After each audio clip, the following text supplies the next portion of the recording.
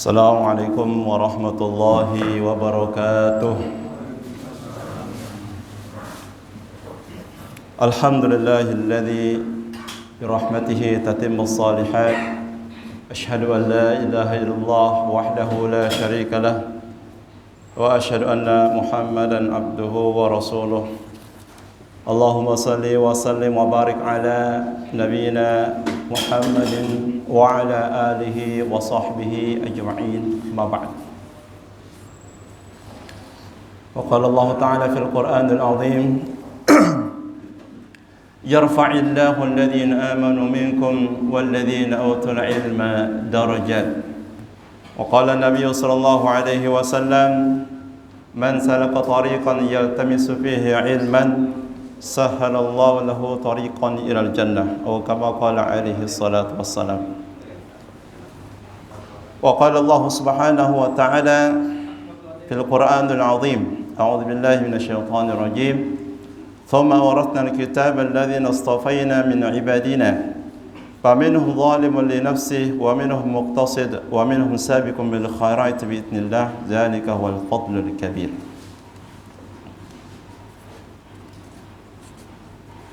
Para jamaah salat maghrib musalla Miftahul Jannah yang senantiasa Allah Subhanahu wa taala memuliakan kita semuanya. Mengawali pertemuan kita di majelis yang insyaallah Allah berkahi ini, mari kita sama-sama mengucapkan alhamdulillah sebagai bentuk puji kita kepada Allah Subhanahu wa taala dan juga syukur kita.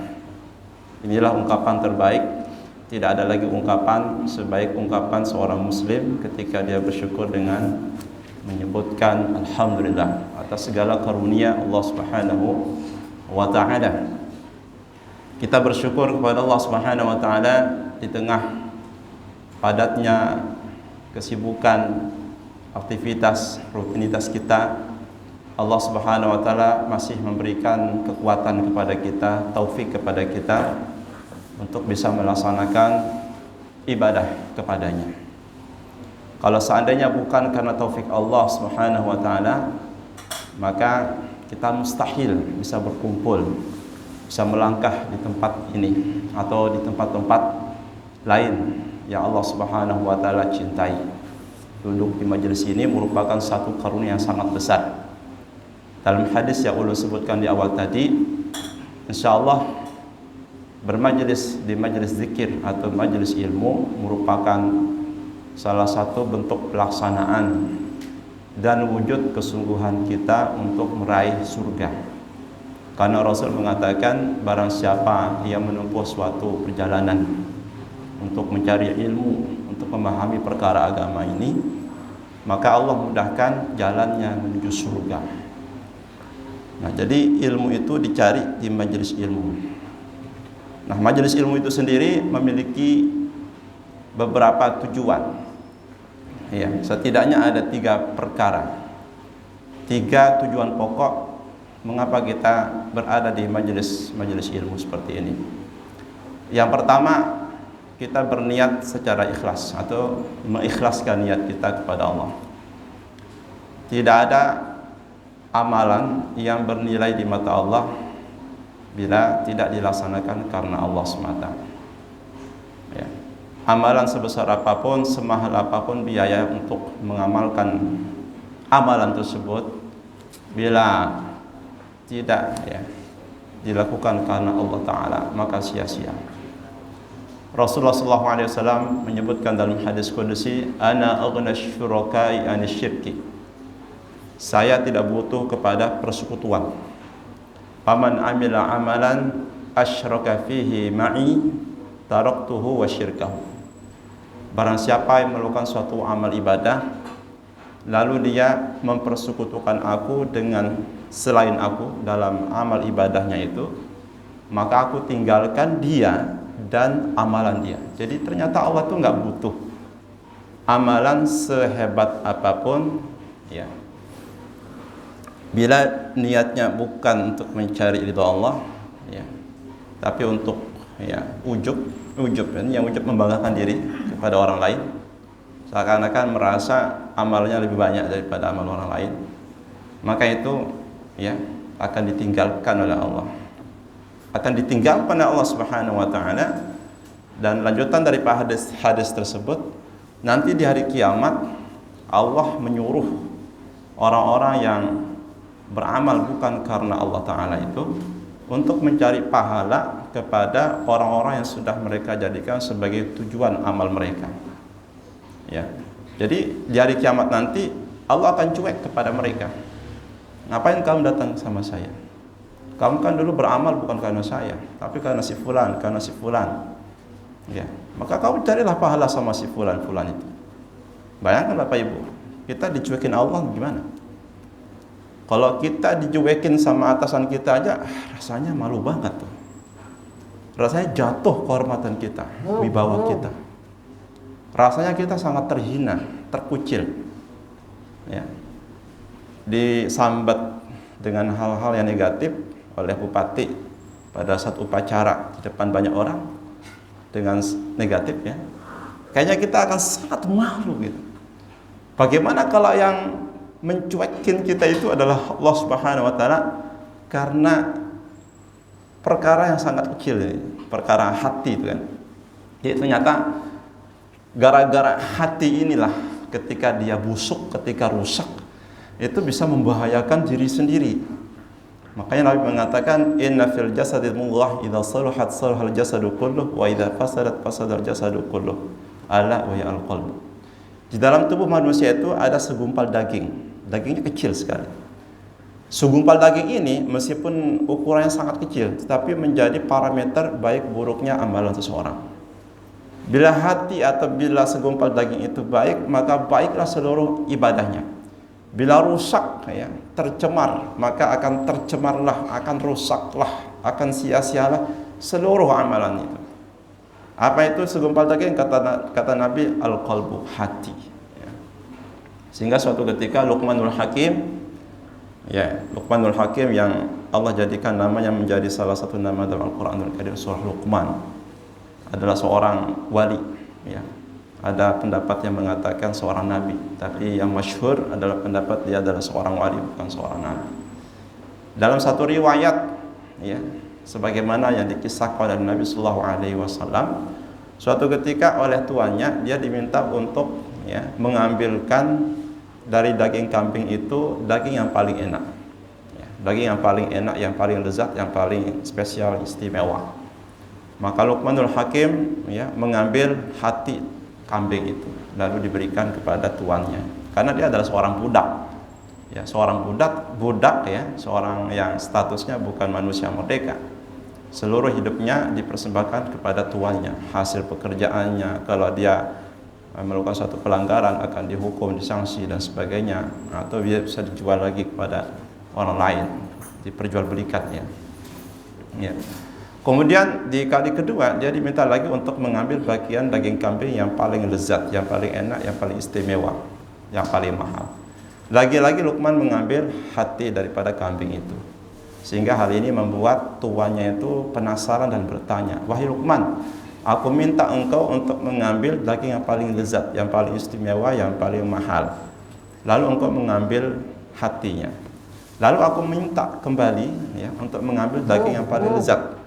Lagi-lagi kamu memberikan aku hati, ya, bagian hati kambing ini. Mengapa itu?" Bertanya ini si tuannya. Maka Luqman mengatakan, "Wahai tuan, ya, sesungguhnya tidak ada daging dari kambing ini yang lebih istimewa, yang lebih hebat, lezat daripada hati. Maka tidak ada hati, ya, tidak ada sesuatu yang lebih hebat ketika hati itu bersih daripada hati." Ya. Kemudian, ya, ketika hati itu rusak, maka tidak ada, ya, tidak ada sesuatu yang lebih merusak daripada ketika hati manusia itu rusak. Jadi hati itulah, ya, makanya para ulama mengatakan, ya, manusia itu kalau hatinya tidak dipenuhi dengan zikir kepada Allah atau tidak dipenuhi dengan ilmu kepada Allah Subhanahu wa taala, maka mereka tidak lebih dari jasad-jasad yang mati berjalan. Jasad-jasad mati semua itu. Sehingga Allah pantas mengatakan inna akramakum indallahi atqakum. Yang paling mulia di antara manusia menurut pandangan Allah. Sekali lagi menurut ukuran Allah ya. Bukan menurut negara ya. Kalau negara kan yang paling nomor satu di negeri kita presiden. Di tingkat provinsi gubernur, di tingkat kabupaten bupati, di tingkat kota wali kota, di tingkat kecamatan pak camat, di tingkat lurah pak lurah, RT RW dan sebagainya kan. Mana nih nomor satu di Kabupaten Batola, bupatinya. Tapi ternyata orang nomor satu di hadapan Allah itu bukan gubernur, bukan penguasa, bukan menteri, bukan raja, bukan siapalah, bukan. Tapi akramakum, itulah yang paling mulia, yang paling bertakwa, atqakum. Ya. Jadi meskipun dia bukan menteri, bukan bupati, bukan ya gubernur, bukan wali kota, bukan presiden, bukan apa lagi raja, bukan penguasa, tapi orang yang tinggal jauh tidak dikenal oleh masyarakat. Dia tinggal di lereng gunung atau di sawah, yang tinggal di sebuah gubuk reot ya, kalau bahasa Jawa rubuk reot ya, yang terbuat dari anyaman bambu atau dari pelepah pohon kelapa itu. Kalau dia bertakwa, istiqomah ya, patuh melaksanakan apa yang Allah perintahkan, maka sebenarnya mereka yang selama ini tersembunyi dari berita manusia, boleh jadi mereka orang yang sangat mulia di hadapan Allah daripada kita yang setiap hari seperti ini. Yang boleh jadi kita ya, makanya kita mesti berhati-hati ketika kita itu berinteraksi dengan hati ya. Ada orang yang menyebutkan ya, itu hati-hati gitu ya. Karena ujub ini adalah penyakit hati yang sangat lembut, yang sangat halus ya, sangat sensitif ya, bisa merusak ya. Ujub, perasaan yang timbul dalam hati seorang ketika orang itu sudah merasa memiliki amal yang banyak ya, sudah hebat ya, lalu perasaan itu dia perturutkan ya, dia perturutkan dan kemudian memunculkan perasaan sebagai orang yang paling baik, paling bertakwa, paling banyak amalnya ya. Maka itu bisa merusak seluruh amal ibadahnya sebagaimana syirik ya. Nah, itu kita perhatian. Jamaah Allah Subhanahu wa taala muliakan, namun tema kita pada kesempatan ini adalah tentang ya firman Allah Subhanahu wa taala yang ulun tadi bacakan dalam surah Fatir ayat 32 ya. Ulun bacakan kembali, summa kemudian awrasna kami mewariskan al-kitabah kitab Al-Qur'an. Kemudian kami mewariskan kitab Al-Qur'an itu alladzina astafaina kepada orang-orang yang telah kami pilih min ibadina dari kalangan hamba-hamba kami. Kemudian kami mewariskan kitab Al-Quran itu kepada orang-orang yang telah kami pilih dari kalangan hamba-hamba kami, yaitu maksudnya adalah orang beriman. Allah wariskan Al-Quran kepada orang beriman. Faminhum zalimun li nafsih, di antara mereka ada yang zalim terhadap dirinya sendiri. Wa minhum muqtasid, dan di antara mereka ada yang pertengahan, ada yang proporsional ya. Kemudian wa min sabiqu bil khairat, dan di antara mereka ada pula yang ya berlomba-lomba dalam berbagai kebaikan, terdepan dalam segala tingkat kebaikan. Biidznillah, dengan izin Allah ya. Dzalika wal fadlul karim. Yang demikian adalah karunia yang sangat agung ya. Nah, ini kita akan bahas ayat ini. Yang pertama, secara umum makna ayat ini menerangkan kepada kita semuanya tentang tingkatan orang-orang beriman, atau tentang derajat ahlus sunnah wal jamaah secara khususnya. Jadi ahlus sunnah wal jamaah itu siapa? Apakah kelompok tertentu ahlus sunnah sehingga kelompok lain bukan ahlus sunnah ya? Apakah mereka yang aswaja, selain aswaja bukan ahlus sunnah misalnya? Apakah mereka yang selalu mengatakan ini bid'ah, itu bid'ah ya, yang selain mereka itu bukan ahlus sunnah ya? Apakah mereka yang, jadi inilah ya, kita mau tidak mau ya, di Indonesia telah banyak lahir berbagai macam kelompok ya.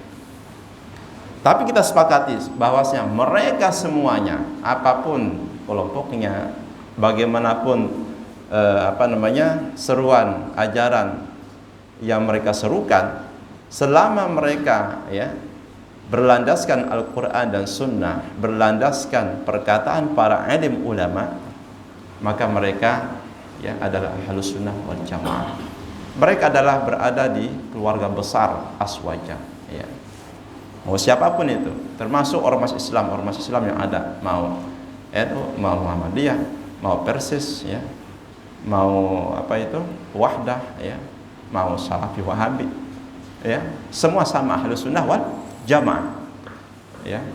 Yang membuat kemudian muncul berbagai macam persoalan tengah umat ini adalah ketika kita tidak memiliki hati yang lapang, jiwa yang luas untuk menerima segala perbedaan itu, sehingga ini memunculkan permusuhan atau saling menebar kebencian. Jadi itulah makanya kita mengambil satu perumpamaan, kalau misalnya hati yang lapang itu bisa diibaratkan seperti lautan yang luas. Apapun jenis kapal dan ukurannya masuk ke laut itu, dan laut itu tidak merasa sempit dengan keberadaan kapal-kapal besar. Demikian pula hati ketika lapang, jiwa ketika besar, apapun persoalan itu tidak akan membuat hatinya sempit. Justru akan berjiwa besar, menerima dengan lapang dada, dengan kebesaran jiwa segala perbedaan yang terjadi di tengah-tengah umat ini. Kenapa? Karena permasalahan yang terbesar bukan adanya perbedaan itu. Karena perbedaan itu jangankan zaman sekarang, di zaman sebelum ada manusia sudah terjadi perbedaan. Tetapi yang membuat perbedaan ini kemudian meruncing tajam, itu adanya jiwa manusia yang kurang menerima sunnatullah ini. Karena perbedaan merupakan sunnatullah, ketentuan Allah, ketetapan Allah. Dan Allah mengatakan, walan tajida li sunnatillahi tabdila. Dan kamu sekali-kali tidak akan mendapati di dalam ketetapan dan ketentuan Allah itu suatu perubahan. Jadi artinya kita tidak bisa mengelak, menghindar dari perbedaan yang ada ini. Oh, ulun kada mau manusia itu berbeda lawan ulun, kada bisa lah. Kalau kada ada perbedaan, tidak ada timbul anak. Mesti ada laki dengan perempuan lawannya. Kalau laki dengan laki, pedang dengan pedang, nggak bisa muncul anak itu kan. Jadi mesti dengan laki. Cobalah pikirkan, ayam sendiri udah tahu tuh, mesti dikawin sama betina. Kalau sama jantannya nggak bisa keluar anak ayam, iya kan? Jadi kita meminta perbedaan ini dinafikan, dihilangkan, dilenyapkan. Sama halnya kita meminta sesuatu yang mustahil. Sampai istilahnya orang bilang sampai hari kiamat pun tidak akan pernah terjadi yang namanya persamaan, nggak akan pernah terjadi. Tapi sebelum itu ulun lanjutkan, ulun lupa untuk menyampaikan bela sungkawa atas kejadian sepak bola kemarin. Ada ratusan orang meninggal dunia, tentunya sangat disayangkan di tengah usaha otoritas sepak bola Indonesia PSSI ini untuk menjadikan sepak bola negara kita ini berprestasi di tingkat dunia, tapi justru tercoreng oleh perilaku yang sebenarnya budaya yang kurang baik gitu. Nah, kita sungkawa mudah-mudahan yang meninggal muslim itu diampuni oleh Allah Subhanahu wa taala. Termasuk kita tentu yang paling utama ini berbela sungkawa kepada salah seorang alim ulama tingkat dunia, Syekh Yusuf Qaradawi rahimallahu rahmatan wasi'ah. Beliau yang telah banyak menghabiskan umurnya untuk membela Islam di tingkat dunia ini. Ini bukan di tingkat nasional. Kadang-kadang kita aja kalau di tingkat kota kabupaten melihat sesuatu pelanggaran agama, kita kayaknya nggak sabaran. Bagaimana ketika serangan-serangan terhadap akidah umat itu terjadi di tingkat yang paling tinggi, di skala yang jauh lebih luas tingkat dunia. Itulah tugas beliau untuk menjaga, membentengi akidah umat, dan itu bukan hal yang gampang tentunya. Ya, makanya wafatnya ulama itu menjadi suram, ya, ibarat lampu tiba-tiba padam. Ya. Makanya Rasulullah SAW ya mengatakan innallaha la yanzi'u ilman intiza'an min suduril ulama. Allah itu kalau mau mencabut ilmu itu bukan langsung dari dadanya ulama yang penuh dengan ilmu pengetahuan lalu dicabut, ya, si fulan, si alim ini tiba-tiba keesokan paginya ketika bangun tidur ilmunya sudah habis kosong. Bukan begitu. Tapi biqabdil ulama, bagaimana cara Allah mencabut ilmu sehingga umat ini ketika ditinggal wafat oleh para ulama mereka berada dalam kegelapan yang sangat luar biasa, ya. Dengan cara mewafatkan mereka. Ya, tidak ada musibah, ya, yang lebih besar dibanding dengan musibah ketika umat ini ditinggal wafat oleh para alim ulama. Meskipun kita hidup seperti ini sekarang, bisa kerja, bisa berpenghasilan, bisa makan, bisa minum, tapi ketika umat ini tidak dibimbing lagi oleh alim ulama atau alim ulamanya sudah meninggal dunia, ya, sehingga ulama ini semakin jauh dari bimbingan para ulama, maka mereka adalah, ya, seperti anak-anak ayam yang ditinggal mati oleh atau yang kehilangan induknya, akan berpencar ke sana kemari. Ya, lihatlah sekarang, ya, ada yang ini, jadi perpecahan terjadi, ya. Jadi ini musibah ketika seorang alim itu wafat, ya. Namun disayangkan kalau kemudian ada sebagian kelompok yang kemudian mensyukuri wafatnya alim ulama, ya, gara-gara adanya sedikit kesalahan ataupun kekeliruan daripada ulama tersebut, ya. Mungkin dari segi akidah, mungkin dari segi manhaj, mungkin dari segi apa segala macam, ya. Padahal apa, ya? Seberapa sih kesalahan dibanding dengan luasnya ilmu beliau? Seberapa sih, ya, kekeliruan dibanding dengan kontribusi Syekh Yusuf Qaradawi rahimahullah yang selama ini beliau berikan sepenuhnya, seutuhnya, sepanjang hayatnya untuk kemaslahatan Islam dan umat Islam di tingkat dunia. Tidak ada seujung kukunya, ya. Tapi meskipun demikian, tetap, ya, masih aja orang-orang seperti itu, ya. Berarti ini nggak tahu, ya, apakah mungkin mereka sudah menganut satu pemahaman yang mutlak, pokoknya selain mereka salah, gitu. Sangat disayangkan, ya. Makanya Al-Quran itu melarang kita berpecah belah. Wala tanazza'u fatafshalu wa tadhhabu rihukum. Ya, jangan berpecah belah sehingga akan menyebabkan kekuatan kamu akan hilang dan kamu akan gagal dan kamu akan semakin terlihat lemah di depan musuh-musuhmu. Kan ini yang diinginkan oleh musuh-musuh Islam, ya kan? Satu kelompok diadu domba dengan kelompok yang lain, yang satu diinjak, yang lain diangkat seperti belah bambu. Ini politik sebentar lagi tiba nih 2024 ini. Ini ya, sebagian orang sudah mengatakan ini akan terjadi suasana politik identitas katanya. Politik yang kemudian diwarnai dengan, ya, warna-warna agama, gitu, ya. Ya, si fulan kalau begini bukan agama. Ternyata kita dibohongi. 2019 kita mengagungkan si fulan, ternyata ditinggal juga kitanya, gitu. Ya kan? Jadi tidak ada ibaratnya politik itu idealis atau tidak ada istilahnya politik itu, ya, ideologis, tidak ada. Di Indonesia ini politik kepentingan semua, Bapak Ibu, ya. Nah, sekarang kita dukunglah semua atau calon presiden yang kemudian mau mewujudkan kemaslahatan di negeri ini sesuai dengan katakanlah pedoman hukum di Indonesia ini. Kalau memang betul-betul mereka melaksanakan ini, betul damai ini. Tapi ternyata hukum kita ini kan bisa dibeli, ya, bisa dibeli oleh orang kaya, ya. Apa semua cuma di atas kertas, tapi dalam tataran implementasi nol besar. Seandainya hukum negara kita ini ditegakkan betul-betul secara jujur tanpa pandang bulu, insya Allah, ya, makmur, ya. Karena itu bagian dari pelaksanaan takwa dan iman yang Allah sebutkan dalam Quran surah Al-A'raf. Walau anna ahlul qura amanu wattaqau la fatahna 'alaihim barakatin minas sama wal ard. Seandainya penduduk negeri bangsa itu, ya, bertakwa, beriman kepada Allah, kami bukakan untuk mereka itu berkah-berkah langit bumi. Coba kita sekarang lihat, negara kita dihuni oleh mayoritas muslim, terbesar nomor satu dunia, ya. Sehingga ini menjadi satu peluang untuk memperoleh keberkahan-keberkahan tadi. tinggal ya bertakwa dan beriman, istiqomah, udah itu aja. Maka keberkahan. Ya, sekarang kenapa terjadi kemiskinan? Ya, 30 juta atau kurang lebih 28 juta orang masih berada di bawah garis kemiskinan. Padahal sumber daya alam, ya, sumber daya manusianya kurang apa? Ya, dibanding dengan negara Saudi katakanlah. Negara Saudi cuman memiliki sumber kekayaan minyak.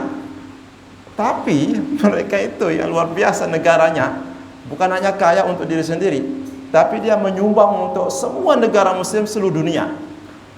Ini ulun membuktikan, ulun setiap Ramadan mendapatkan kiriman kurma itu 1,5 ton. Ulun bagi secara gratis di masjid-masjid. Insyaallah mudah-mudahan nanti tiba. Nah, malam tadi ulun dapat kiriman Al-Quran 20 dus. Ya, satu dusnya itu beratnya sekitar 20 kilo. Atau isinya sekitar 23 Quran. Ada yang ukuran besar, ada yang kecil, ada yang standar, ya.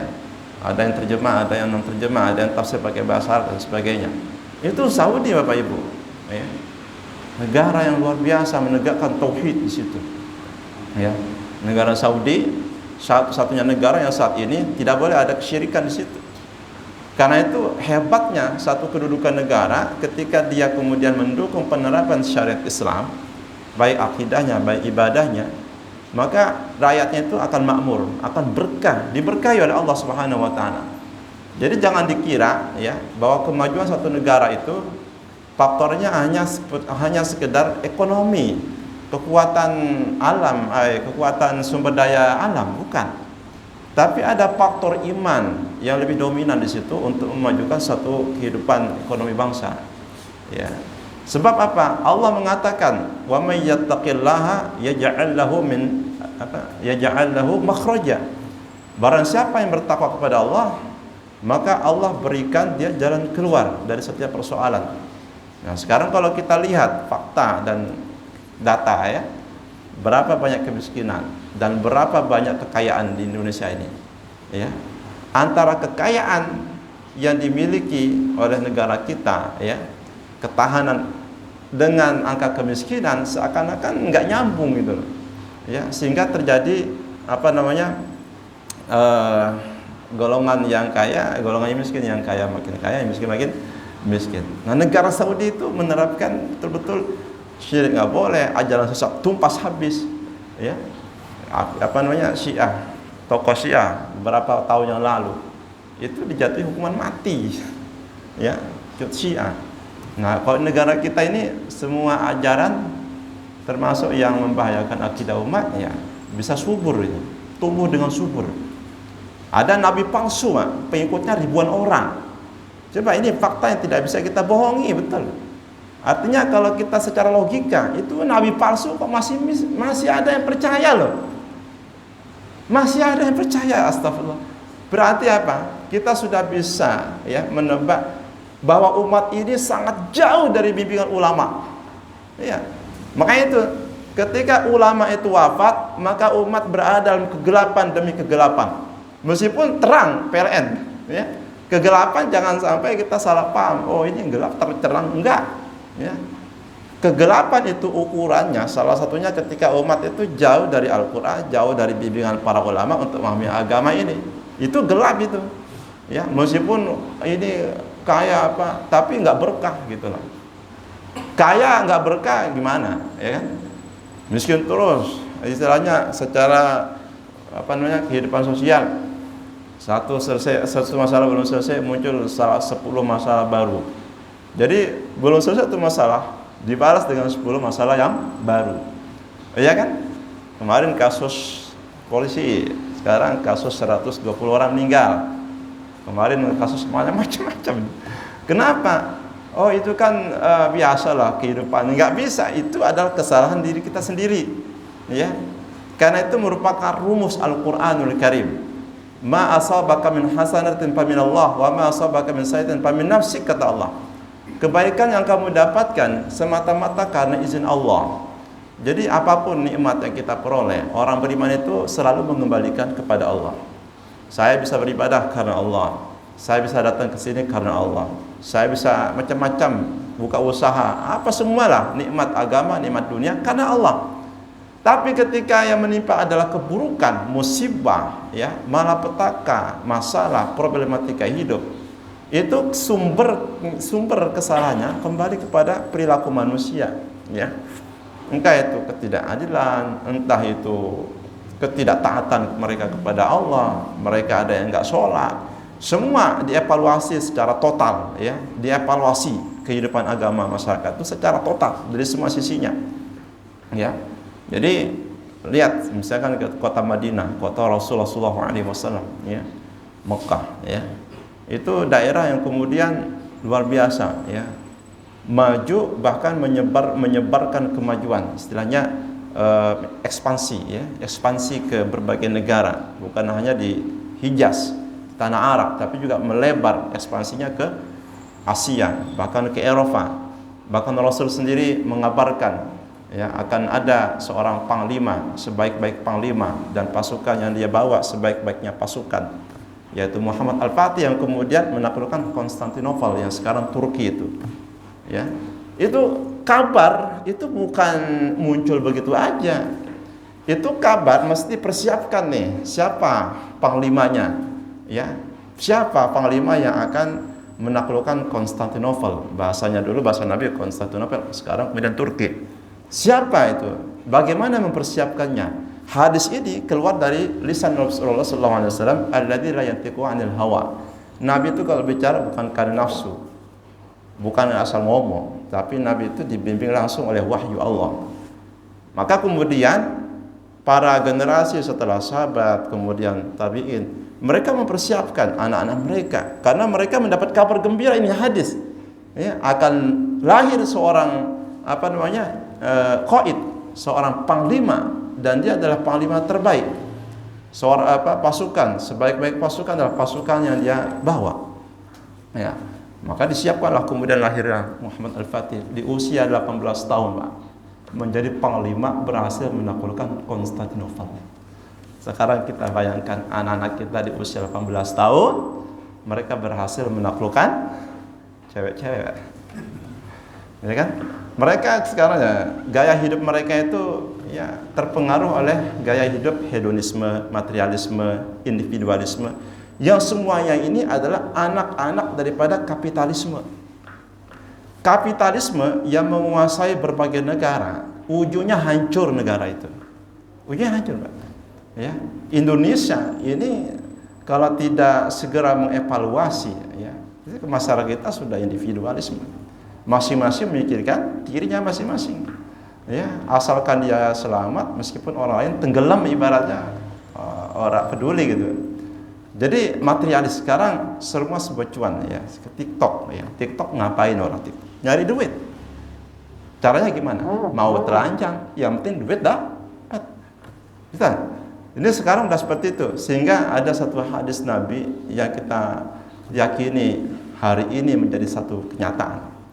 Nabi pernah mengatakan, akan datang satu zaman di mana pada saat itu manusia tidak lagi peduli dari mana hartanya dia peroleh, dari halal atau dari haram. Sekarang tiba, ya, akan datang satu masa di mana manusia pada masa itu udah cuek, udah kada peduli lagi, ya, dari mana makanan mereka yang mereka makan, minuman mereka, bangun rumah dan sebagainya, dari hal yang penting cuan tadi, ya, meskipun dengan cara merampok, ya, meskipun dengan cara membahayakan diri sendiri, ya, di atau di mana namanya, di Instagram atau pamer-pamer, itu kan juga bisa Pak, ya, bisa menimbulkan gesekan, istilahnya hasad gitu, ya, iri, ya.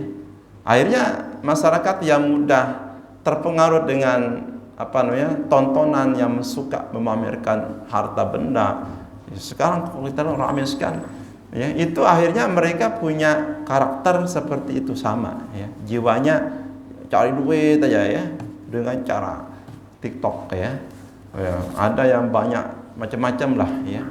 Ya, jadi seperti itulah. Belum lagi, ya, yang macam-macam, ya. Ya, mulai dari misalkan yang penting enggak macam-macam ke orang lain, buka toko, ya, padahal enggak sholat, misal, ya, misalnya enggak sholat, yang penting enggak macam, Sekarang orang kan mindsetnya berpikir tuh beda. Yang penting kita gak gangguin orang. Nah, jadi dia nari-nari telanjang, yang penting gak gangguin orang gitu. Bahkan beberapa hari yang lalu ada satu tontonan bahwasanya pekerjaan sebagai prostitusi atau prostitusi itu adalah pekerjaan yang bermartabat. Nah, bermartabat Pak. Bagaimana dikatakan memiliki harga diri, martabat, bekerja sebagai seorang penjajak ya, prostitusi itu. Karena ukuran martabat atau harga diri itu kan bisa kita ukur ya. Tidak mungkin ada orang yang bekerja seperti itu kemudian dia membanggakan dirinya di hadapan keluarganya, di hadapan tetangga, masyarakat. Nih loh, aku dapat duit 1 hari 2 juta karena kerja begini. Nggak ada orang membanggakan itu, nggak ada. Tapi itu adalah gaya sekarang. Artinya apa yang disabdakan Nabi 1500 tahun yang lalu hari ini menjadi fakta yang miris sekali, yang sangat memprihatinkan. Maka ini salah satu daripada ya akibat ataupun sebab-sebab yang muncul ya setelah kita itu ditinggal wafat oleh para alim ulama kita. Jamaah Allah Subhanahu wa taala muliakan. Maka ayat ini ya menyebutkan bahwasanya semua ahlus sunnah itu baik mereka yang salah, yang keliru, yang banyak dosa, yang sedikit taat, yang taatnya luar biasa, itu semua ahlus sunnah wal jamaah. Ya. Famin zalimun li nafsihi, di antara orang beriman itu ada yang zalim kepada dirinya sendiri, ya, menzalimi diri sendiri, berbuat dosa, ya, pokoknya tidak melaksanakan perintah Allah, ya, zalim kepada dirinya sendiri, ya, meninggalkan perintah Allah atau melakukan satu larangan agama, ya, minum khamar, main judi, sholat kada, puasa kada. Nah, ini zalimun li nafsihi. Tapi ini tidak mengeluarkan dia daripada iman. Tetap mereka ahlus sunnah wal jamaah. Mereka tetap adalah orang yang beriman.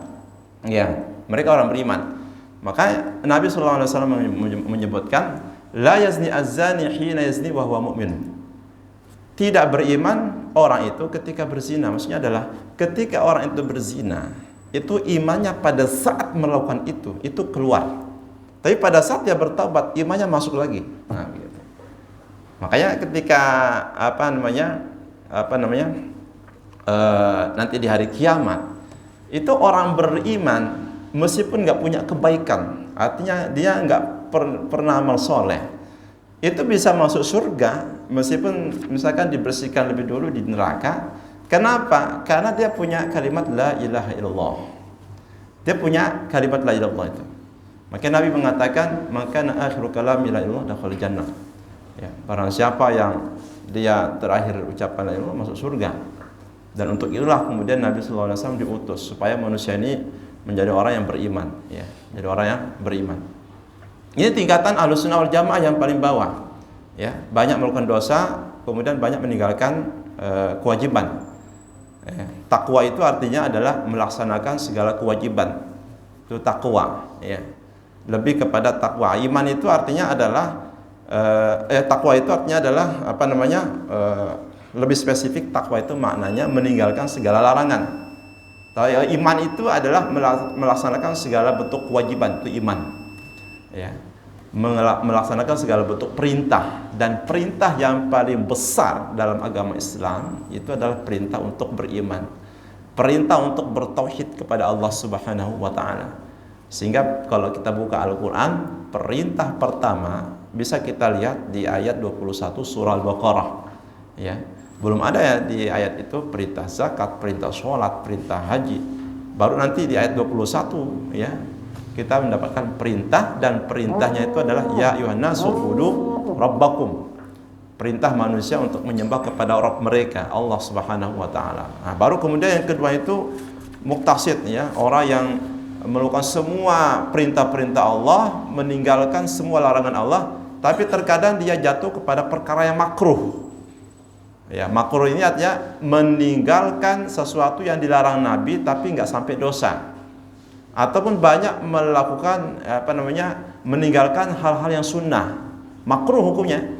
Terlalu sering melalaikan hal yang sunnah itu makruh. Kayak misalnya nggak pernah puasa Senin Kamis, ya, padahal dia sehat, padahal dia sejahtera, makmur, ngaji dan sebagainya. Tapi puasa Senin Kamis gak pernah. Nah, ini makruh, tapi nggak sampai dosa. Nah, misal lain misalnya nggak pernah sholat sunnah ba'diyah atau qobliyah, padahal dia selalu ada di masjid. Pokoknya dia cuma satu aja, fardu udah. Nah, ini kalau lama-lama bisa makruh. Padahal dia ada kesempatan untuk melakukan sholat qobliyah atau ba'diyah, ya, dan lain sebagainya. Ya, itu makruh. Kemudian dia meninggalkan sebagian perkara yang sunnah. Kemudian yang terakhir itu sabiqum bil khairat. Orang yang terdepan dalam kebaikan biiznillah. Ini perlu dicatat biiznillah, ya, supaya tidak menjadi bangga, ya. Terdepan dalam kebaikan, paling hebat dalam kebaikan, tapi dia biiznillah, semata-mata hal itu karena Allah Ta'ala, bukan karena dia hebat, ya. Bukan karena hebat. Ini perlu digarisbawahi biiznillah itu. Kenapa Allah mesti pakai biiznillah, dengan izin Allah, supaya sabiqum bil khair itu tidak ada rasa bangga dalam dirinya sendiri.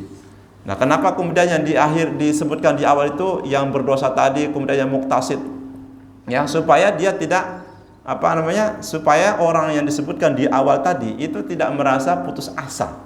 Maka disebutkan di awal. Kalau ada guru yang memanggil anak yang kurang IQ-nya, itu kayaknya padahal masih ada yang cerdas dari dia, itu kayaknya merasa bangga. Si fulan dipanggil lebih dulu, padahal dia IQ-nya kurang gitu. Nah, yang IQ-nya tinggi dipanggil di akhir itu supaya nggak merasa bangga dengan kecerdasan dia. Nah, begitulah Al-Quran itu metodologinya luar biasa. Allah menyebutkan lebih dahulu, ya, yaitu zalimun nafsi, kemudian muktasid, supaya dia tidak merasa putus asa, masih ada pintu taubat, masih ada kesempatan untuk menambal kekurangan-kekurangan. Dan yang sabiqum bil khair itu disebutkan belakangan supaya dia tidak merasa ujub. Kalau disebutkan di depan, ya nanti dia ujub gitu. Nah, demikianlah kajian kita tentang Ahlus Sunnah wal Jamaah. Mudah-mudahan bisa, ya, menyatukan kita semuanya Ahlus Sunnah wal Jamaah dari segala bentuk perbedaan yang ada ini, tidak membuat kita ini bermusuhan.